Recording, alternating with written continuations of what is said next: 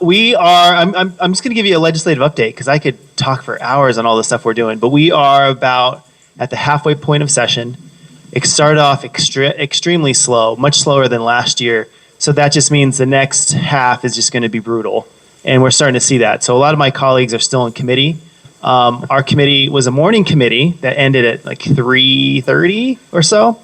So afternoon committees cannot start until the morning committees end. So they will be there until probably midnight or 1 o'clock tonight. So this is just going to be the normal cadence of things. But we had a great win this past week, and we got the Asset Act out of the House. So if you guys remember, I talked a lot about the Asset Act. It empowers financial institutions to put a preemptive hold on a transaction that looks fraudulent. If you are over 70 years old, or if you have an intellectual disability, or if there are other signs of distress. So this was a lot bigger of a fight than I thought, but it is such a good policy because we had about 40, maybe 50 people come and testify on this bill. And there was a through line through all of this, that someone in their lives had a friend, a neighbor, a parent that they cared for that was a victim of fraud. And when fraud happens among older adults, it's devastating because there is not the time to make the money back. The money is gone. It is some of the most horrific things, and it preys on a lot of our best instincts to be open to new people, to be friendly, to help out. And that's what fraudsters are doing, and they're doing it with an element of urgency. Like, I need you to give me this money now, or your grandchild will be in jail for the next week, or your daughter's stuck in Moldova and you need to send the money now. And a lot of what I found in testimony was a lot of folks would have this urgency and would be coached into lying to a financial institution to make sure the transaction went through. So I think that is a significant win for Colorado. Yeah, that deserves applause. Colorado is the 8th most targeted state in the country for fraud among older adults.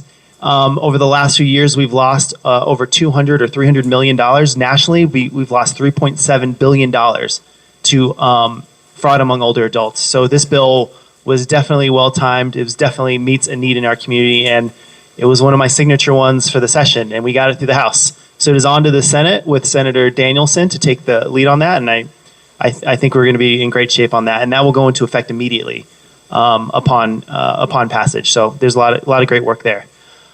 Yeah. The other bill that is probably going to cause me a lot of heartache is my AI chatbot bill. And if you've heard me talk about AI chatbots, this is the bill that prohibits 3 things. And I gave a shout out to my kids at the beginning because this bill is essentially for them and their friends and all of our grandkids and the people we care about. It prohibits a conversational AI chatbot. Does anybody know what that is? A few folks. So AI has this feature. It's called a chatbot that mimics being like a person. It mimics a conversation. And if you are a young person and you're lonely, this chatbot, this robot, becomes your friend. And what we have seen across the country and here in Colorado is we have seen children sexually groomed by chatbots. We have seen children talked into self-harm and helped optimize self-harm to themselves through AI chatbots.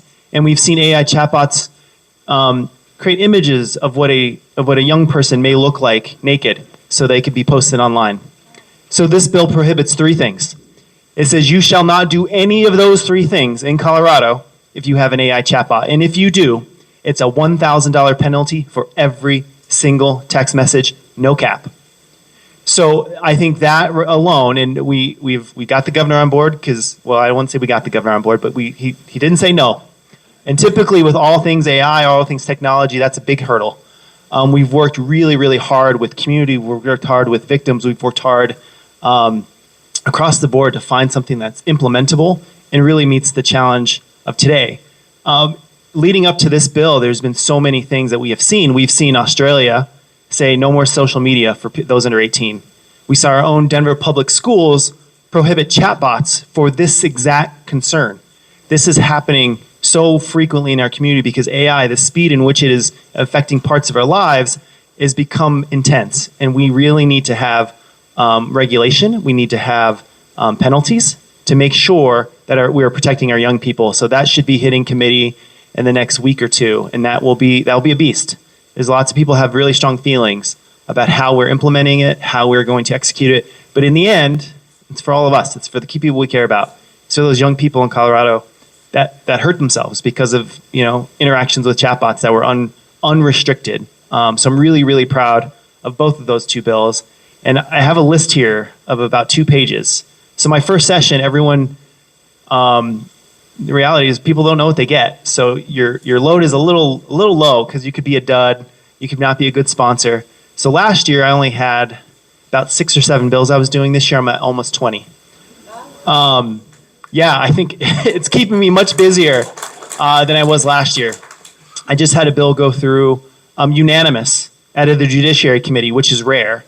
And this allowed working people, whether you are working on a public project or a private project, if you aren't getting paid and you file a lien or a verified statement of claim to get money from someone who isn't paying you, and you mess that paperwork up, there was a quirk in our law that said you essentially lose all claim to whatever you thought you were owed if you file an excessive amount. That is incredibly unfair to working people. The amount of paperwork that's required to have a small business, the amount of paperwork that's required to do this job right, and for someone who is a working person to feel like, I don't want to file a lawsuit, I don't want to file a claim because I may lose my right to all of my money because I may have messed this up, was unacceptable. So I was able to get that bill through the Judiciary Committee, I think just yesterday. So that should be on the floor again next week. There's so many huge bills. And I'll say one more because I was surprised about how supportive I'd be of this. There was a bill that came through Business and Labor today about TNCs, Transportation Network Companies. Does anybody know what one of those are? You've probably heard of them. We have a duopoly here in Colorado. It's Uber and Lyft. So Transportation Network Company, when you're on that app, what we have found is that, again, working people, they do not have insight into how much they're going to make on any given ride because there's dynamic pricing if you've used Uber and Lyft, depending on what time of day. If you're coming back on a holiday, that pricing could be different. And for what we've seen is for drivers, they also don't know what they're getting paid. They also don't know. So with this bill, which made it through the House today, what it says is after one of these transportation network companies, Uber and Lyft, take out taxes, take out fees, take out airport costs, their net profit, there has to be a mandatory split, 80-20, in the favor of the driver. Yeah, that will provide the people that are living on the edges or just need to make some extra money. Like we deserve to give them transparency so they can make good trade-offs between how they spend their time, whether they're spending it with their kids or they're spending it driving, what they can expect to make on a ride. And I think it's incredibly important. I hope the bill continues to get better because there were some problems, but that conversation deserved to be had, and I was really proud to support that bill today. So I see a candidate here. I can go on for hours talking about all the big trade-offs, but I also I ask this.